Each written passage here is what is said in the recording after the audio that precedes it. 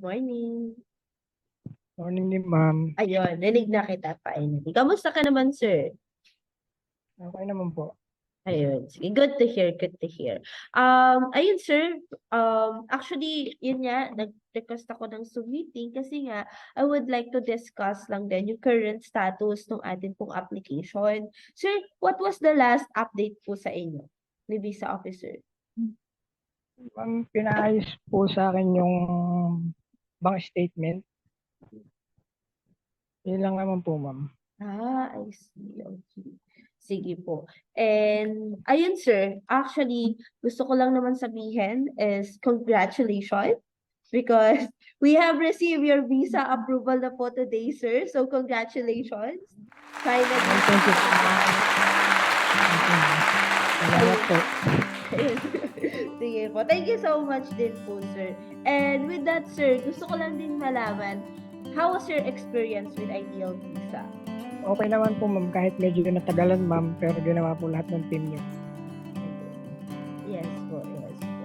And with that experience, sir, i-recommend mo ba si Ideal Visa sa friends mo, sa relative mo, or sa ibang gusto din mag-process ng student visa for daily farming po?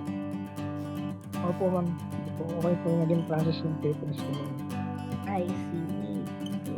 But sir, do you have any message pa sa aspiring dairy farmers natin out there na nagdadalawang isip pa kung magtutuloy sila or hindi?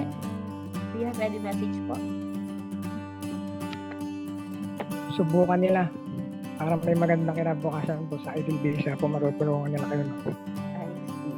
Okay. So, thank you so much po. And actually, sir, that's the main purpose of this meeting. Gusto ko lang talaga kayong i-inform dun sa good news na meron tayo, dun sa atin pong approval. And after this Zoom meeting po, i-send ko po sa inyo yung inyong pong result. And also, i-reach out din po namin din po kayo ng amin pong team para ma-assist po kayo for the next step.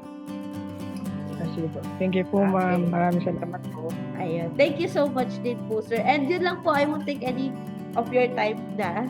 And yun lang po. Thank you so much po and have a great day. Thank you po, ma'am. Thank you po. Congratulations po.